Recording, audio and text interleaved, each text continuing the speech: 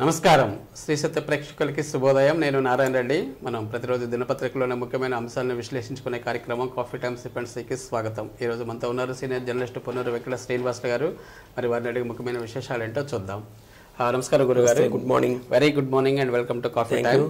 ఒకసారి ముందుగా హెడ్లైన్స్ చూద్దాం, తర్వాత మన ప్రకాశం డిస్ట్రిక్ట్ న్యూస్ వెళ్దాం. సో ముందుగా సాక్షి, పేదలకు ఆరోగ్యమస్తు, ఆరోగ్యశ్రీ చికిత్స పరిమితి 25 లక్షలకు పెంపు, సీఎం జగన్. సస్పెన్షన్ల పర్వం, 78 మందిపై వేటు, భద్రతా వైఫల్యంపై పార్లమెంట్లో ఉభయ సభల్లో విపక్షాల ఆందోళన, లోక్సభ రాజ్యసభలో నినాదాలు, నిరసనల హోరు. ఇది ప్రధాన వార్త, అన్ని దినపత్రికల్లో వచ్చింది. ఇక 8,000 టన్నుల కందిపప్పు సిద్ధం, పండుగ సీజన్ దృష్ట్యా పౌర సరఫరాల శాఖ ప్రత్యేక చర్యలు. ఇక దేశంలో కోవిడ్ కేసులు పైకి, సో మళ్ళీ కోవిడ్ కేసులు పెరుగుతున్నాయని చెప్పేసి ఒక వార్త వచ్చింది.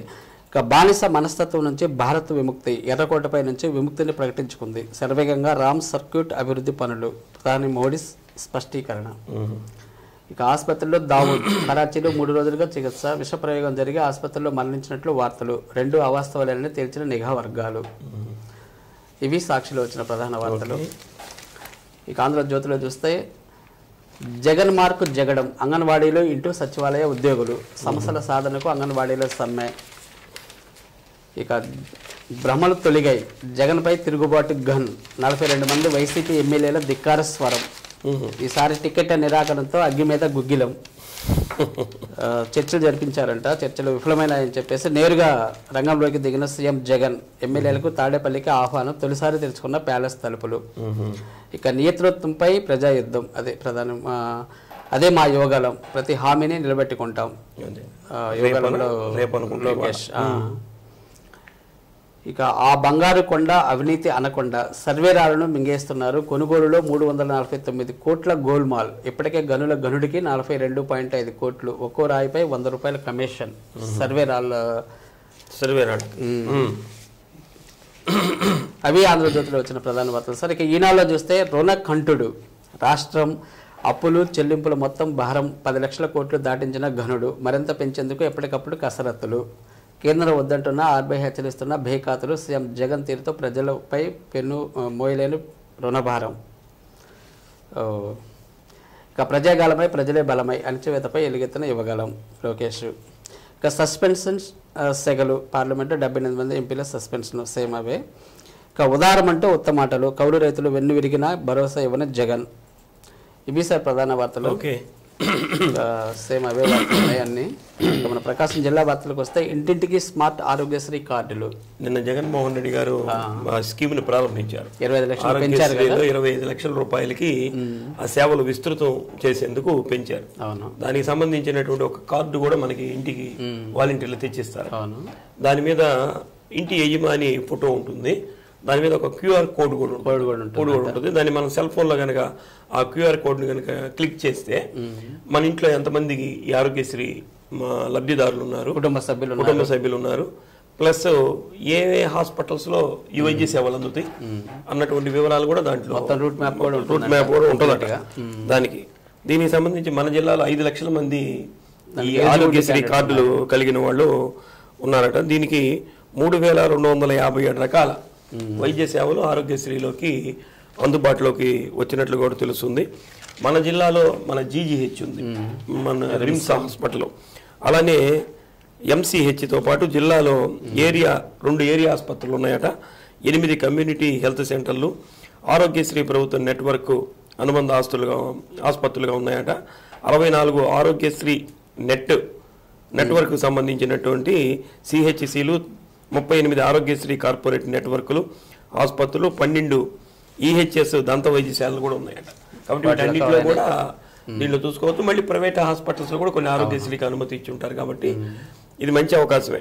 మరి ఈ అమల్లో ఎలా ఉంటుందో చూడాలి. ఇవన్నీ కూడా అంటే జనరల్గా ఏముంటుందంటే, మనం ఆరోగ్యశ్రీ కార్డు కోసం ఆఫీస్కి వెళ్ళాము, హాస్పిటల్కి వెళ్ళాము అనుకోండి, ఈ వైద్యం దీంట్లో లేదండి అంటారు. అవును, దీంట్లో గుండె జబ్బుల్లో కూడా చాలా రకాలు ఉన్నాయట. కానీ ఒక్కొక్క వైద్యంలో కూడా రకరకాలైనటువంటి ట్రీట్మెంట్స్ ఉంటాయి. ఈ కొన్నిటికే అందుబాటులో ఉందండి, కొన్నిటికి లేదండి అని వాళ్ళు చెప్తున్నటువంటి అంశం. మరి ఇది అక్కడికి వెళ్తే గానీ వాళ్ళ జబ్బుకి వాళ్ళకి సంబంధించినటువంటి వైద్యం ఇవన్నీ ఏ విధంగా అందుబాటులో ఉంటే చూడాలి. మొత్తం మీద ప్రభుత్వం మటుకు మంచి నిర్ణయం తీసుకొని 25 లక్షలకు పెంచడం అనేది మంచి అవకాశమే. ఎవరికంటే పేదవాళ్ళకి ఎక్కువ మందికి ఇది లబ్ధి పొందుతుంది. కానీ పారదర్శకంగా అమలు చేయటము, ఆసుపత్రులు ముందుకు రావటం, గవర్నమెంట్ వాటికి డబ్బులు చెల్లించడం అనేది చూడాలి. ఇక అనుమానం పెనుబోతాం ఏంటి సార్ ఈ వార్త? టంగుటూరులో ఇది దారుణం చోటు చేసుకుంది. ఒక భర్త భార్యనే గొంతు కోసి చంపినటువంటి వార్త. ఆమెకు పాప 31 సంవత్సరాలంట. ఇతనేమో ఏదో వేరే టంగుటూరులో జరిగింది. పోతుల చెంచయ్య వెస్ట్ కాలనీలో జరిగింది. ఇతను పామంచి బాబు. ఇతను మంగళూరులో సముద్ర వేటకు వెళ్ళి ఇతను పని చేసుకుంటుంటాడు. ఆయన అంటే అక్కడికి వెళ్ళి వస్తుంటాడు. ఈమెమో ఇక్కడ ఆక్వా ఏదో ఉంటే దాంట్లో పనికి వెళ్తుందట. మొత్తం మీద 3 రోజుల క్రితం అతను వచ్చాడట. 2 పిల్లలు కూడా ఉన్నారు. ఈ భార్య మీద ఏదో అనుమానం. ఆ అనుమానంతో గొంతు కోసి హత్య చేశాడు. హత్య చేసి వెళ్ళిపోయాడు. ఆ చుట్టుపక్కల వాళ్ళు చూసి పోలీసు రిపోర్ట్ ఇవ్వటం, ఇది కూడా బాత్రూమ్ లో పాపం గొంతు కోసి పడివేశాడు. రక్తం మడుగులో ఉంది. పోలీసులు వచ్చి కూడా చెక్ చేస్తున్నారు. అయితే భర్త మీదే అనుమానం వ్యక్తం చేస్తున్నారు. మొత్తం మీద అతనేమో పరారీలో ఉన్నాడు. అతన్ని పట్టుకుంటే కానీ వివరాలు తెలియదు. ఓకే. ఇక త్యాగనిరతిని చాటనే క్రిస్మస్ ఎలా జరుగుతున్నాయి? క్రిస్మస్ వేడుకలు బాగా ఉత్సాహంగానే జరుగుతున్నాయి. క్రిస్టియన్ సోదరీమణులు ఉత్సాహంగానే జరుపుకుంటున్నారు. దీంట్లో భాగంగా నిన్న పోలీసు కార్యాలయంలో కూడా ఈ సెమీ క్రిస్టమస్ వేడుకల్ని ఘనంగా నిర్వహించారు. జిల్లా ఎస్పీ గారు దీనికి ముఖ్య అతిథిగా కూడా రావడం జరిగింది. ముఖ్యంగా ఏమిటంటే ప్రపంచానికి త్యాగనిరతిని చెప్పినటువంటి వాడు యేసు ప్రభువు కాబట్టి ఆయన యొక్క బోధలు అనుసరణీయమని చెప్పి ఎస్పీ గారు కూడా చెప్పడం జరిగింది. అంటే వీటిల్ని ప్రతి మత ప్రవక్త చెప్పినవి కూడా మంచి మాటలే చెప్తారు. దాన్ని అనుసరిస్తే మంచిదే. దీంట్లో ఈ మధ్యలో ఉన్నటువంటి వాళ్ళు దాన్ని వక్రీకరించి చెప్పడం, దానికి చేయటం వల్ల ప్రతి మత గ్రంథం కూడా మంచి విషయాలే చెప్పింది. ఈ శాంతి, సంతోషాలు, ప్రేమ, త్యాగనిరతి ఇవన్నీ కూడా ఈ క్రిస్మస్ సందర్భంగా వెళ్లి విరియాలని చెప్పి ఎస్పీ గారు ఆకాంక్షించారు. ప్రతి ఒక్కళ్ళు కూడా డిసెంబర్ 25 క్రిస్టమస్, 1వ తేదీ నూతన సంవత్సరం కాబట్టి మనం మంచి నిర్ణయాలు తీసుకునేదానికి ఇది ఒక మంచి అవకాశం ఉంది. కాబట్టి ప్రతి ఒక్కళ్ళు కూడా గతంలో చేసినటువంటి తప్పుల్ని పక్కన పెట్టేసి కొత్త నిర్ణయాలు, మంచి పనులు చేసేదానికి ఆ శ్రీకారం చుట్టండి అని చెప్పడం. అలానే పోలీసు కుటుంబాలకు సంబంధించిన పిల్లలు చక్కగా చదువుకుంటుంటారు కదా, వాళ్ళు కూడా గత సంవత్సరంలో ఎలా ఉన్నా సరే ఈ సంవత్సరంలో బాగా కష్టపడి చదివి ఉన్నత స్థితికి రావాలని చెప్పి ఆకాంక్షించినటువంటి వార్త కూడా చూస్తుంది. ఓకే. ఇక సిద్ధవారింట అయ్యప్ప పడి పూజ ప్రతి సంవత్సరం చేస్తారు. ఎందుకంటే అయ్యప్ప స్వామి మాల వేసుకుని వారు కూడా వెళ్తుంటారు. దీంట్లో భాగంగా నిన్న పడి పూజ కార్యక్రమం పెద్ద స్థాయిలో చేశారు. అయ్యప్పలు అందరూ కూడా అక్కడే ఉన్నారు. నిన్న నేను కూడా వెళ్ళొచ్చాను. పెద్ద స్థాయిలో చేశారు. అంటే బాగా శాస్త్రోక్తంగా చేసేటటువంటి ఏర్పాట్లు, వచ్చినటువంటి వాళ్ళకు కూడా ఎటువంటి ఇబ్బందులు లేకుండా అన్ని రకాలైనటువంటి ఏర్పాట్లు చేశారు. ముఖ్యంగా కేరళ సంప్రదాయం ఉంటుంది దీనికి. ఆ కేరళ సంప్రదాయంలోనే స్వామివారికి అర్చన చేయటం కానీ, అక్కడ వినాయకుడి మందిరం, సుబ్రహ్మణ్య స్వామి మందిరం, అక్కడ అట్లానే కనకదుర్గమ్మ వారి మందిరం, అయ్యప్ప స్వామి వారి మందిరం, ఇవన్నీ కూడా అన్ని ఏర్పాటు చేసి అరటి బోధులతోటి అంగరంగ వైభవంగానే నేను మరోసారి వడిరాజులను ఎస్టీలో చేర్చాలి. వడిరాజులు అంటే వీళ్ళకి ఇప్పుడు బీసీలో ఉన్నట్టున్నారు. వీళ్ళని ఎస్టీల్లో చేర్చాలని చెప్పి ఒక డిమాండ్ చాలా రోజుల నుంచి అడుగుతున్నారు. ఎస్టీల్లో చేర్చి మాకు కూడా రిజర్వేషన్ వర్తింపజేయాలి. రాష్ట్రంలో ఈ వడిరాజులు కూడా చాలా మంది ఉన్నారట. అంటే సుమారు 40 లక్షల మంది దాకుంటే వాళ్ళ సెన్సెస్ లో 11 లక్షలు 10 లక్షల మంది చూపిస్తున్నారు అధికారికంగా. కాబట్టి మేము 40 లక్షల మంది ఉన్నాం. మాకు రాజకీయంగా ఆర్థికంగా మేము బాగా వెనకబడి ఉన్నాం. కాబట్టి రాజకీయంగా ఆర్థికంగా ఎవరైతే రాజకీయంగా మాకు సపోర్ట్ చేస్తారో వాళ్ళకి మేము రాబోయే ఎన్నికల్లో సపోర్ట్ చేస్తామని కూడా దీనికి సంబంధించినటువంటి నాయకుడు తురక అమర్నాథ్ గారు ఎస్టీల్లో చేర్చాలని తిరుపతి నుంచి కనకదుర్గమ్మ వారి దేవస్థానం విజయవాడ వరకు కూడా పాదయాత్ర చేపట్టారు. అది నిన్న ఒంగోలుకు వచ్చింది. ఒంగోలు సందర్భంలో ఈ వడిరాజులను కూడా రాజకీయంగా అభివృద్ధి చేయాలి. కాబట్టి ఏ పార్టీ అయితే మాకు అనుకూలంగా ఉంటుందో వాళ్ళకి మేము రాబోయే ఎన్నికల్లో మద్దతు తెలియజేస్తామని చెప్పి వారు చెప్పటం. ఇక ఓటుతో బుద్ధి చెబుతాం ఏంటి సార్ ఇది? ఎవరు? అంగన్వాడీలు 7వ రోజు పేరు పెరిగిందా? ఇవాళ 7వ రోజు 6 రోజుల నుంచి జరుగుతుంది. ప్రభుత్వానికి వీళ్ళకి మధ్యలో ఎందుకనో గ్యాప్ పిలిచి మాట్లాడకపోవటం, వీళ్ళకేమో అపరిష్కృతంగా ఉన్నటువంటి సమస్యలు పరిష్కరించాలని ముఖ్యంగా తీవ్ర స్థాయిలోనే చేస్తున్నారు. మన ఒంగోలులో కూడా మన ఒంగోలు కలెక్టరేటు, మార్కాపురం, కనిగిరి ఆర్డీఓ కార్యాలయాన్ని కూడా నిన్న మొట్ట ఇచ్చేటటువంటి కార్యక్రమాన్ని చేశారు. నగరంలో కూడా ర్యాలీలు ఇవన్నీ చేస్తున్నారు. మొన్న కళ్ళకి గుడ్లు కట్టుకొని చేయటం, మొన్న ఇంకొక రోజు చెవులో పూలు పెట్టుకొని యాత్ర చేయటం, నిన్న ముట్టడి కార్యక్రమాన్ని ఇవన్నీ కూడా వినూత్న రీతిలో చేస్తున్నారు. మొత్తం మీద మా ఏవైతే మాకు ఇచ్చినటువంటి హామీల్ని నెరవేర్చండి అని చెప్తున్నారు. కాకపోతే రాబోయే ఎన్నికల్లో మా ఓటు సత్తా ఏమిటో చూపిస్తామని చెప్పి వాళ్ళు హెచ్చరికలు జారీ చేస్తున్నారు. రకంగా ఇదే సరైన సమయం కదా మరి వాళ్ళకి.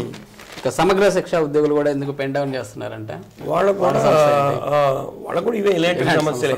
వీళ్ళకు కూడా ఉద్యోగ భద్రత కల్పించాలని, సమాన పనికి సమాన వేతనం ఇవ్వాలని చెప్పి సుప్రీంకోర్టు కూడా ఆర్డర్ ఇచ్చిందట. దాన్ని కూడా అమలు చేయట్లేదట. దాన్ని అమలు చేయాలని, మినిమం టైం స్కేల్ కూడా అమలు చేయాలని చెప్పి వీళ్ళు కోరుతున్నారు. 2 నెలల నుంచి వీళ్ళకి జీతాలు కూడా లేవట.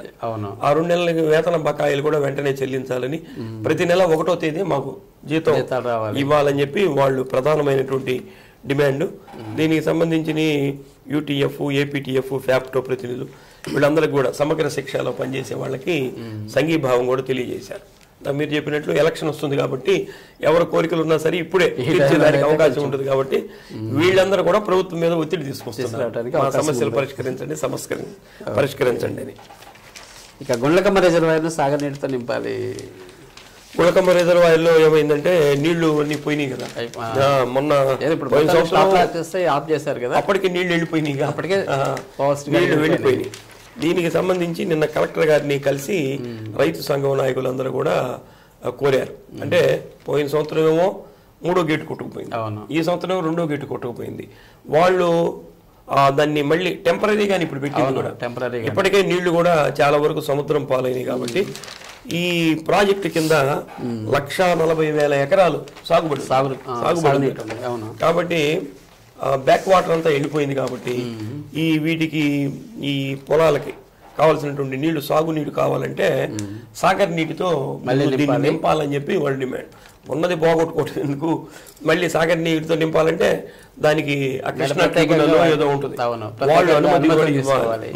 ఇవన్నీ కొంత కష్టం కాబట్టి మొత్తం మీద వాటి అనుమతితోటి సాగర్ నీటితోటి నింపాలని చెప్పి రైతు సంఘ నాయకులు కూడా డిమాండ్ చేస్తున్నారు. ఇది సాగునీటికి తాగునీటికి రెండింటికి ఉపయోగపడే ప్రాజెక్ట్ ఇది కాబట్టి ప్రభుత్వానికి ఇది వారు పంపిస్తారు కాబట్టి దానికి మంచి రోజులు వస్తాయని మనం కూడా ఆశిద్దాం. Okay sir, thank you very much sir. ఈరోజు చక్కటి విశ్లేషణ చేశారు కొన్ని ముఖ్యమైన అంశాల మీద. Thank you. మరి ఇదండి ఈనాటి కాఫీ టైమ్స్ పంచే కార్యక్రమం. తిరిగి రేపు ఉదయం 8:30 శ్రీ సత్య న్యూస్లో మరిన్ని తాజా వార్తలతో మీ ముందు ఉంటాం. అంతవరకు చూస్తూ ఉండండి శ్రీ సత్య నెట్వర్క్. నమస్కారం.